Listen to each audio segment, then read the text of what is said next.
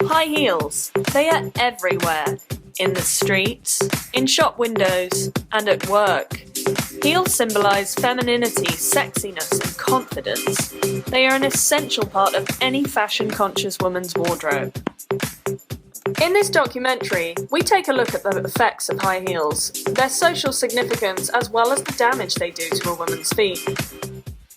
One of the most painful practices in history was foot binding, a Chinese practice that bound the feet of women throughout their childhood, so that when they grew into adults they would have tiny, lotus-like feet. Foot binding restricted a woman's mobility, leaving her to rely on men. Why do women across the world continue to subject themselves to pain and humiliation? We went out onto the streets of London to get the views of ordinary women. For me, it's really important to look smart. I just put heels on when I'm actually going to a meeting. Just that my feet hurt so much otherwise if I wear them all the time. So I just put them on when I need them. It would just depend on how assertive and self-assured I need to be. I commute in the morning in trainers, and so I have a cupboard full of shoes. I've got loads of shoes in the office.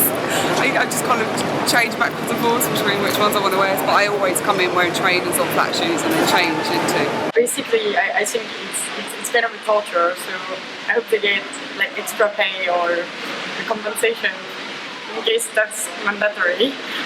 Having worked in luxury for a long time, it depends on what the purpose is.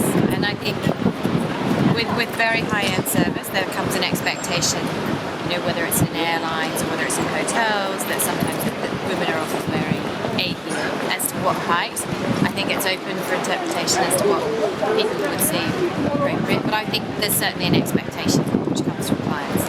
I'm still looking for the perfect pair that wouldn't be painful.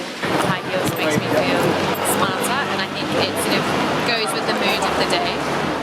I think high heels look very elegant. They raise the lady up, they give her a feeling of importance, they give her extra height, and I think it makes them look very elegant. Some of the footwear, and having worked in footwear, that I see around is absolutely despicable because the girl's posture is all wrong.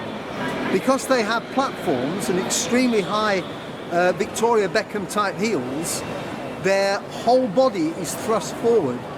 And to compensate for that, they fall backwards. So what they're actually doing is their legs go forward to compensate the height of their heels, and their whole body is leaning back to counterbalance themselves. And when you see them walking, to say it's amusing, it certainly isn't elegant. And I think that is all wrong. In my contract as a corporate receptionist, I had to wear high heels, and I thought, okay, it's going to be office job and sitting behind the desk, so it's not gonna really do much about my health. But then at work, really, I was forced to stand up for 7-8 hours a day with high heels, and it was really, really painful. Spoke to a podiatrist to find out about the physical damage to women's feet and back.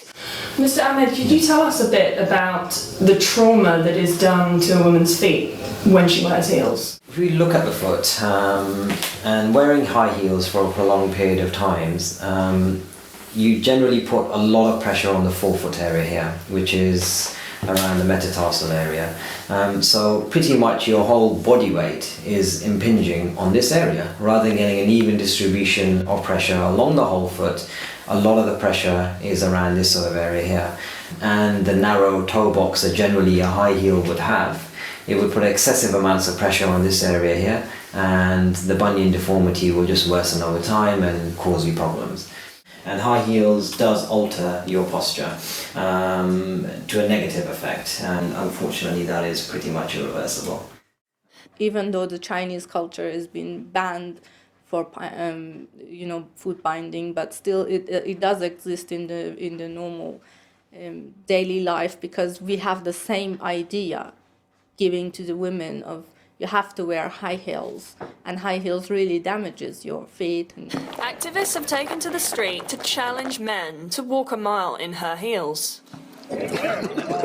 Actually, it wasn't bad when we first put them on. It was after about 10 minutes of walking in them. That's when it got bad. Pretty uncomfortable. I don't know how women do this. I want everybody to know, especially men, because the pain the women go through is the women's pain, and men are not going to understand and are not going to help women to get out of this situation unless they really feel the pain. So I do really like when these campaigns have come across, and the men are actually taking part in this, and they're trying to put themselves in the women's situation and feel that, and then decide based on what they actually have come through, rather than just thinking of, okay, women are more beautiful in certain types. Actually, I believe everywhere in work or even in life, women are first human being, and you're gonna love somebody for their being, not for the type of sexuality. Damage to women's feet from high heels costs the NHS around £29 million a year. And the northwest of England is the worst culprit, with nearly half of all women wearing high heels 5 days or more a week.